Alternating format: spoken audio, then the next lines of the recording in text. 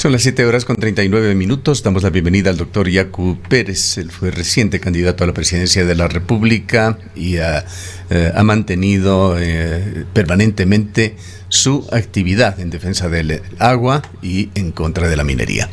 Doctor Pérez, le saludamos y le damos la bienvenida. Quisiéramos conocer su punto de vista sobre la sentencia que se dio por parte de una corte de la SUAY con respecto a Quimsacocha, con una serie de condiciones que puso la Corte, incluyendo en esto estudios ambientales que tienen que realizarse. Se hacía prácticamente un llamado al Ministerio del Ambiente para que realice estos estudios y diagnósticos con respecto a Quimsacocha. Y en la contraparte, la compañía minera Dundee Precious Metals ha expresado a través de boletines de prensa su optimismo sobre lo decidido por la Corte. Concluyen y señalan que esto allana el camino para continuar adelante con este proyecto. ¿Cuál es su punto de vista? Bienvenido.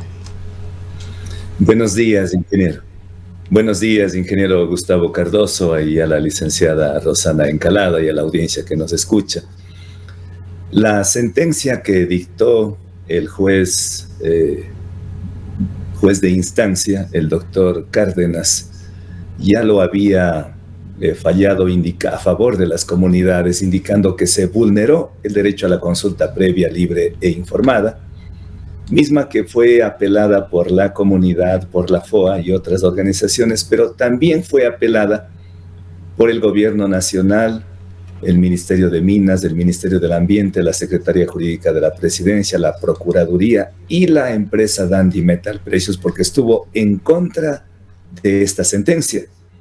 Sin embargo, la Corte Provincial de Justicia de la Sala Especializada de lo Civil, presidida por el doctor Pablo Valverde, el doctor Edgar Morocho y la doctora Miriam Granda, acaban de sentenciar por voto de mayoría, 2 a favor de la confirmación de la sentencia que suspende la actividad minera por no haber realizado no solamente la consulta previa, libre e informada, sino adicionalmente por no haber realizado la consulta ambiental, es decir, haberse violado el artículo 57.7 de la consulta previa y el artículo 398 de la consulta ambiental. Y creo que ahí sí merece destacar, no tenemos que agradecer nada a la justicia, pero sí reconocer el papel de estos 2 jueces valientes que no se dejaron torcer los brazos ante la presión política que estoy absolutamente seguro habría venido del gobierno nacional y la presión económica de la multinacional de capitales canadienses, pero estos jueces probos dieron luz a la justicia y sientan un precedente similar a la que se dio en el 2018 cuando suspendió la actividad minera en Río Blanco, en la parroquia Molletur. Doctor Pérez, muy buenos días. Quizás lo que preocupa de este proceso, aunque ha habido satisfacción y optimismo respecto de esta decisión judicial, lo que ha dicho Dundee Precious Metals es que si hay una decisión judicial, en este sentido se está ratificando de alguna manera la presencia de la minera en este lugar, y que lo único que tiene que hacer es cumplir con este proceso, para lo cual ya está en conversaciones con el gobierno nacional, y no se estaría considerando ni la consulta popular ni el pronunciamiento de los cuencanos, además no una sola consulta popular, sino también la de Cuenca y por supuesto también la consulta popular de Girón. Entonces dice que de alguna manera esta sentencia reconoce que esta actividad minera es posible en este lugar. Querida Rosanita, lo que se busca es, o le intentan dar la vuelta. Solamente los que conocimos el proceso en detalles, esos más de 80 cuerpos que están en el proceso de la acción de protección que se inició el año pasado, podemos darnos cuenta cómo la empresa minera y el Estado ecuatoriano, en una sinuosa relación y hasta, podríamos decir, esta relación bastante sospechosa del Estado con la empresa minera, intentaron desbaratar la acción de protección. Dijeron que no hay comunidades indígenas. Dijeron que, bueno, hay personas, individuos con apellidos indígenas, pero no hay comunidades indígenas. Dijeron que han hecho más de 1000 socializaciones, reuniones, talleres. Trataron de desvirtuar toda la acción de protección, pero no lo consiguieron. Esta es una derrota total y completa de la empresa minera y una victoria colectiva.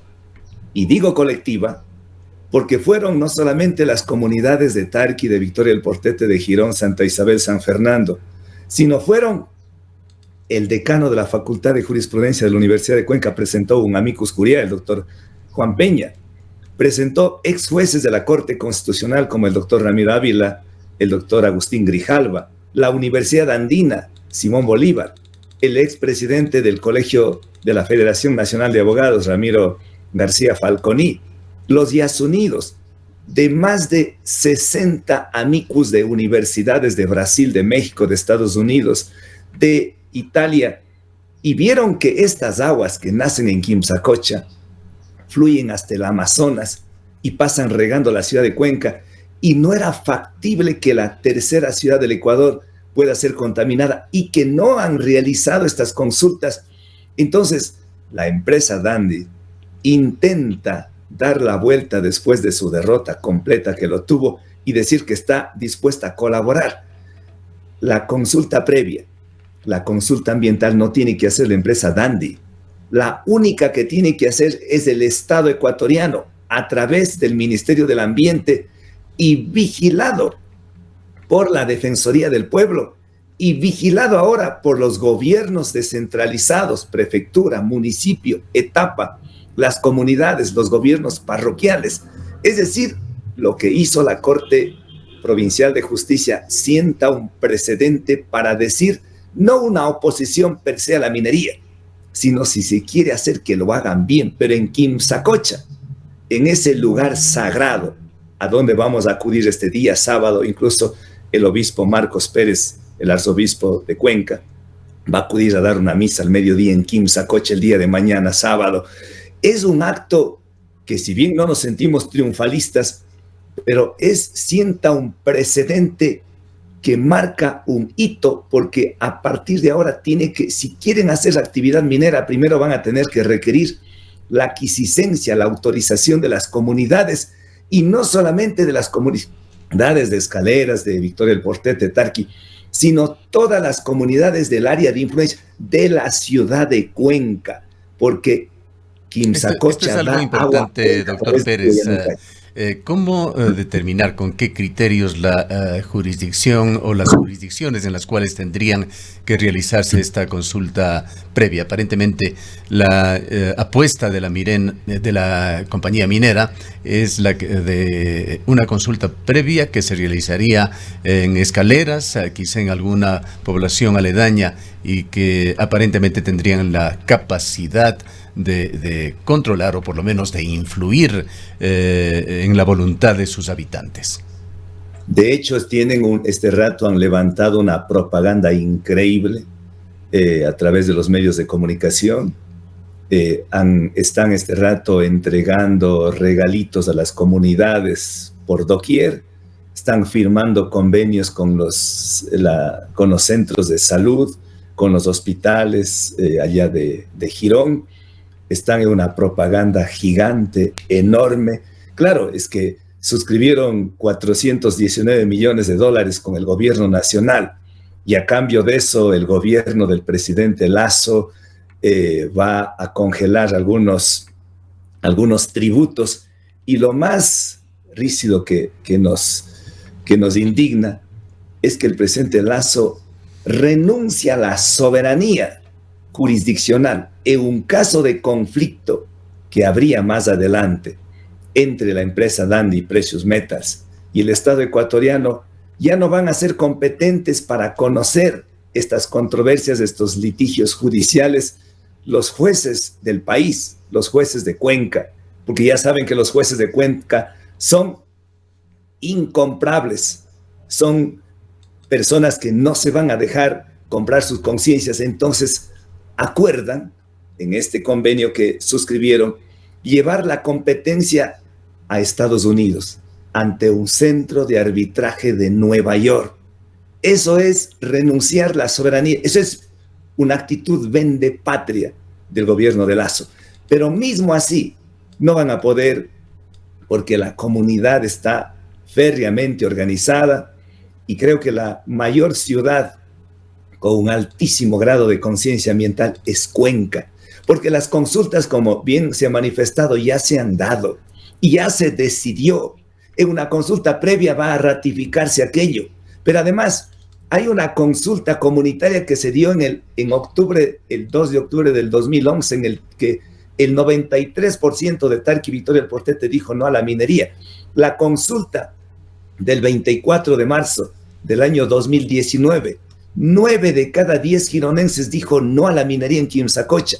Y la consulta del 7 de febrero del 2021, los cuencanos dijeron que en los 5 ríos, Tarqui, Yanuncay, Tomebamba, Machanga y Norcay, no puede haber minería. Por lo tanto, eso está sellado, sino que el gobierno nacional, con la empresa Dundee Metals Precious, intentan convencer a los cuencanos, azuayos, ecuatorianos, a decir que ellos han ganado.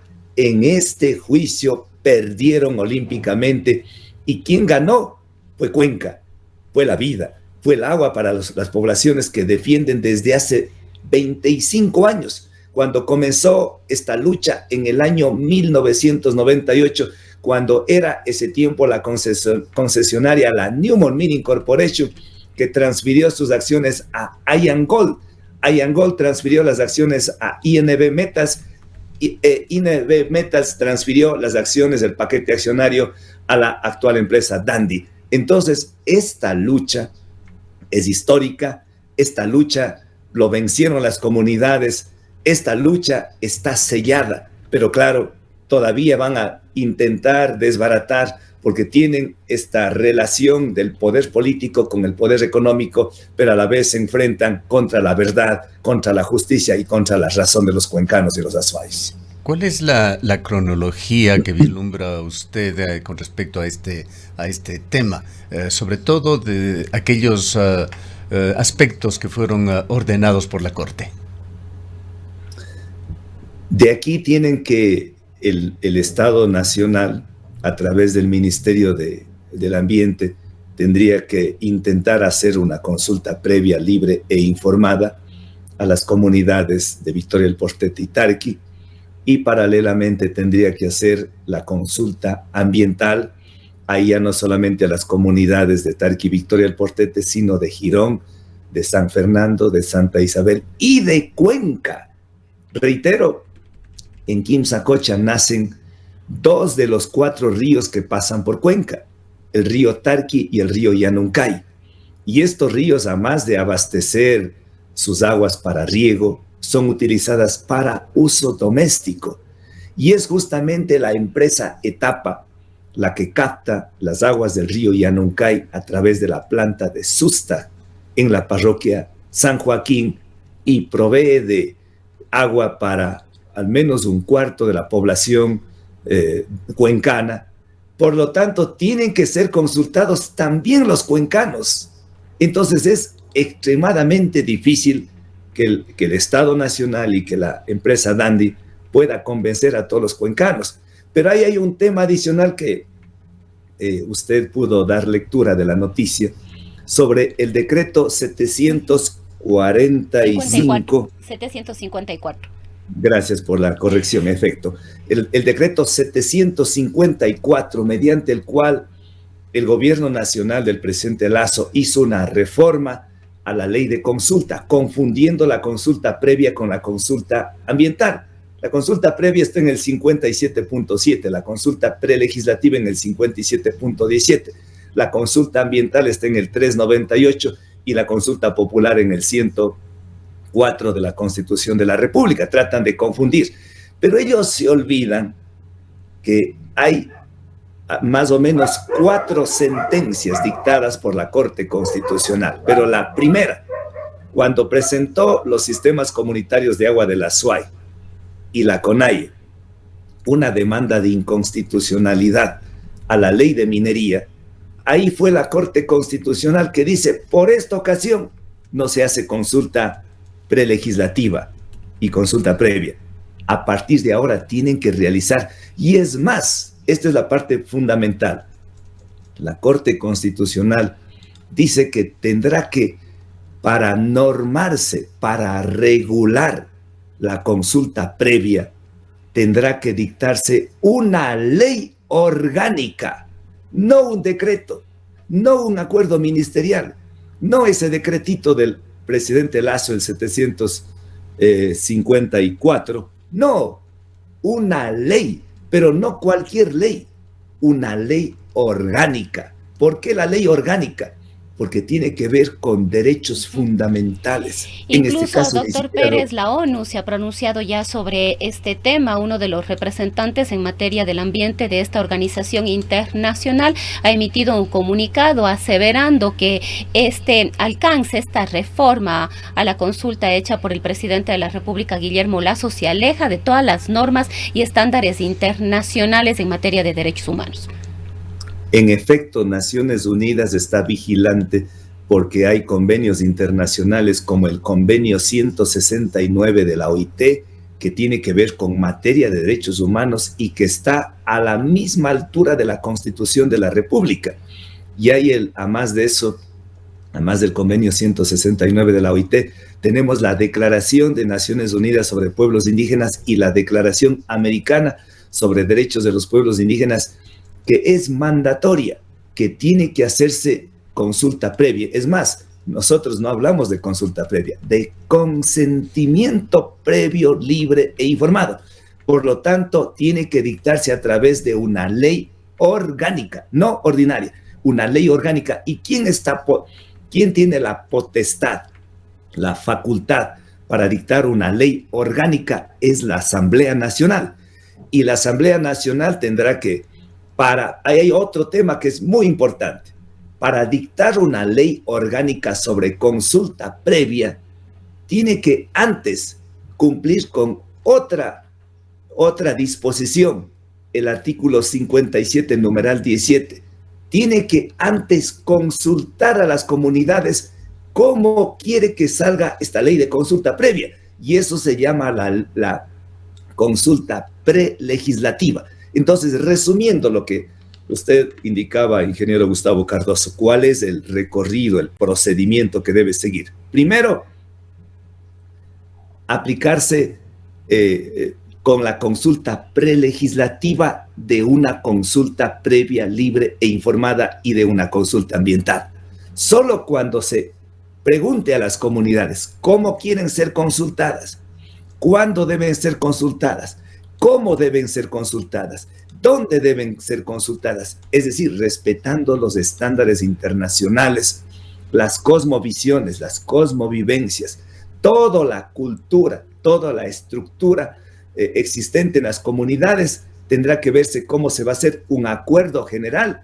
Después de eso vendrá la consulta prelegislativa y después de la consulta prelegislativa vendrá la consulta previa, libre e informada. Y mientras tanto, tenemos otro tema que les va a ser físicamente imposible rebasar. Cuando el pueblo de Cuenca, el pueblo de Girón ya lo decidió, y la voz del pueblo es la voz de Dios. El artículo 104, en concordancia con el artículo 106 de la Constitución de la República, dice que los resultados de la consulta popular son de cumplimiento obligatorio. No estamos ante el rey Luis XIV, ante el rey Sol.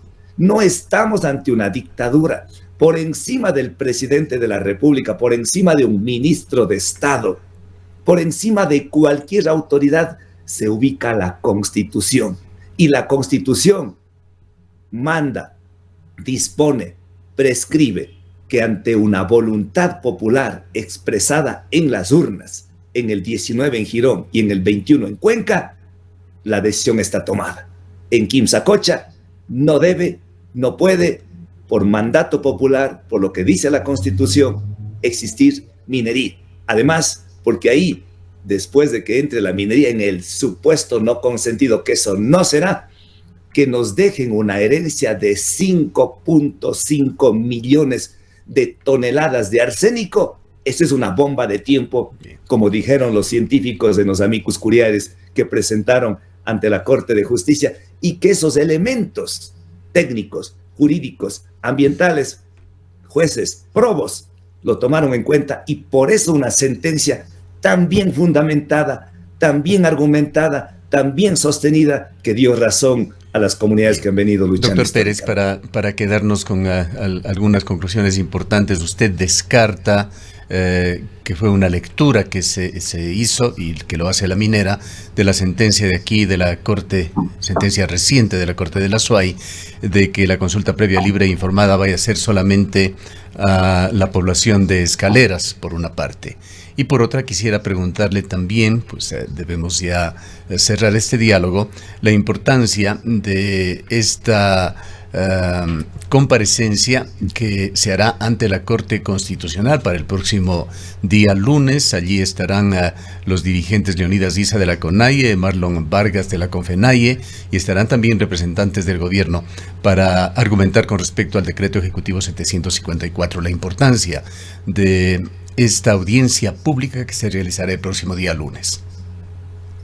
En efecto, con la consulta previa tienen que realizar a las comunidades indígenas que han sido, entre otras, remarcadas, subrayadas por la Corte de Justicia de Cuenca, como es la comunidad de Escaleras, que es el motor de la resistencia en la parroquia Victoria del Portete, como lo es la comunidad Santa Marianita, el motor de la resistencia en el cantón Girón, entre otras, todas las comunidades indígenas. Y a nivel, en cambio, de la consulta ambiental, tienen que ser consultadas ya no solamente las comunidades indígenas, sino todas las comunidades que eventualmente o potencialmente serían afectadas. Y una de ellas que este rato estoy subrayando es aquellas que se benefician de manera directa del agua de Quimsacocha, y entre ellas son los sistemas comunitarios de riego de San Gerardo, de Santa Marianita, y todas las comunidades de Girón, San Fernando, Santa Isabel, las comunidades de Victoria del Portete, de Tarqui, y las comunidades de y barrios y ciudadelas de Cuenca, porque reitero, tomamos agua de Quimsacocha los cuencanos. A veces no conocemos Cuenca y estamos apenas a 20 kilómetros en línea recta que separa entre Cuenca y Quimsacocha. Por eso les invitamos para mañana a las 7:30, salimos de la Honorato Vázquez y hermano Miguel, 7:30 de la mañana, hay unos buses que vamos a Quimsacocha. Quisiéramos que vamos a conocer ese lugar tan cercano y tan paradisiaco que nos encontramos. Y sobre la inquietud suya, es importantísimo la audiencia que se va a desarrollar el día lunes y que están convocando los accionantes, que es la CONAIE, la CONFENAIE, y por otro lado los accionados, que es el Estado ecuatoriano, y que no sabemos qué subterfugios o qué argumentos va a dar el Estado ecuatoriano ante la misma Corte Constitucional, que dijo que no puede la consulta previa regularse a través de un decreto, sino solo por una ley. O sea, ¿con qué cara el gobierno nacional va a ir ante la mismísima Corte Constitucional a intentar sostener, defender lo indefendible, que es un reglamento, que es un decreto ejecutivo mediante el cual quiere normar la consulta previa? Bien. Eso se hace, estamos absolutamente convencidos de que eso se realizará solo a través de una ley orgánica aprobada por el legislativo y puesto al ejecutese por el Ejecutivo. Bien. Doctor Pérez, para finalizar, no podemos dejar de tocar el tema político. Ha transcurrido casi un mes ya de las elecciones del 20 de agosto, con los resultados ampliamente conocidos, una segunda vuelta que se disputan entre los candidatos a Noboa y la candidata González. Una posición que se ha dado a conocer por parte de organizaciones indígenas de no apoyar a ninguno. Sin embargo, la CONAIE ha condicionado a que se consideren las demandas del paro de junio del 2022 y dijo que se reunirán para decidir si respaldan a uno o a otro candidato luego de tener respuestas. ¿Cuál es su posición y sus reflexiones sobre esta segunda vuelta? Ninguno de los dos candidatos finalistas sintonizan con las demandas de los sectores sociales del país. Es una tristeza que ellos no hayan recogido, o al menos no hayan sido lo suficientemente claros en materia de extractivismo, cuál va a ser su posición. O algunos incluso traten de engañar demagógicamente, porque ambos disimulan, pero como se dice que el Evangelio dice al árbol por sus frutos y al hombre por sus actos. El correísmo fue el impulsor del extractivismo en el país, fue el impulsor de la explotación de petrolera en el Yasuní. Entonces, pensar de que ellos han cambiado la naturaleza del lobo es devorar a las ovejas. La naturaleza del gato es cazar ratones. Por lo tanto, no vamos a creer que ahora se vuelvan ecologistas los extractivistas. Y al otro lado de la candidatura encontramos a una candidatura que es la expresión del neoliberalismo. Será una versión Lasso .2, en el que igual el papel del neoliberalismo es el extractivismo, es las privatizaciones, es la mercantilización de la naturaleza y los servicios ambientales. Y en su plan de gobierno de la otra candidatura incluso dice que va, me refiero a la candidatura de ADN, que va a reformar las contribuciones de los trabajadores, de los empleados en cuanto a las aportaciones del IES.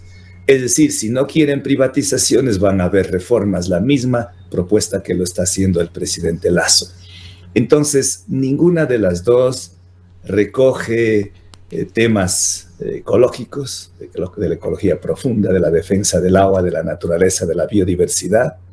Ninguna de las dos candidaturas recoge las propuestas sociales para dar un giro de 180 grados en materia de políticas de inclusión social. Incluso se habla de una privatización de la salud, de la educación, y eso nos deja una tristeza de no poder apoyar a ninguna de las candidaturas. Y en este sentido, creo, al menos nosotros como Somos Agua, como el movimiento ecosocial, ecofeminista, no estamos de acuerdo con estas candidaturas, y creo que en esa línea también se han ido expresando el Frente Unitario de los Trabajadores.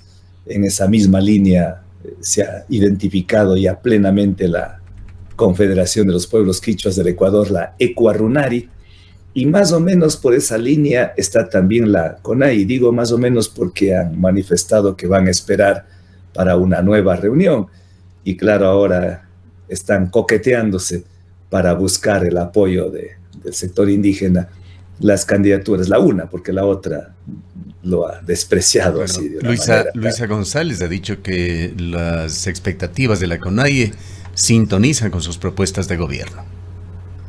Eso es lo que dice de manera demagógica, porque fue el gobierno del autoritarismo cuando intentó fracturar a la CONAIE en dos CONAIES, cuando intentó quitarles la casa de la CONAIE, cuando metió la megaminería en los territorios de los pueblos ancestrales, cuando a través de decretos, de leyes, se aniquiló la educación intercultural bilingüe, cuando se amordazó a la prensa, se cerraron medios de comunicación, cuando en ese tiempo nos enviaron a la cárcel por defender el agua a 850 criminalizados por la protesta social, por el hecho de protestar. ¿Cree usted, doctor Pérez, que con todos estos antecedentes y con esta historia, la CONAIE terminará resolviendo un apoyo a Luisa González? Le hemos escuchado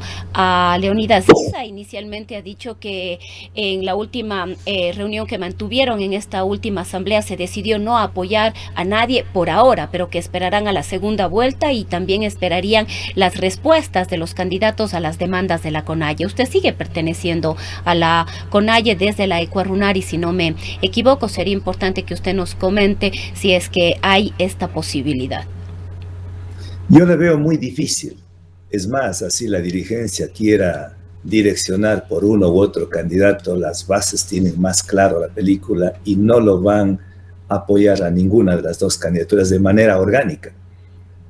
Cada comunidad u organización o dirigente por su lado podría apoyar a tal o cual dirigente. De hecho, hemos visto que algunos así lo están, pero de una manera totalmente aislada.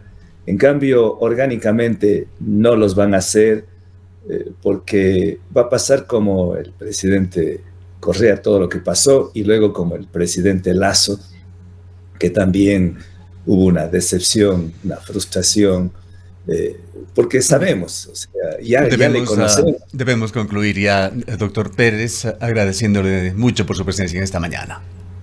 Siempre un gusto poder dialogar, un honor y un abrazo a todos los cuencanos, azuayos y particularmente a usted. Muchas Declaraciones del doctor Yacu Pérez, reciente candidato a la presidencia de la República por segunda ocasión. Son las 8:10 minutos.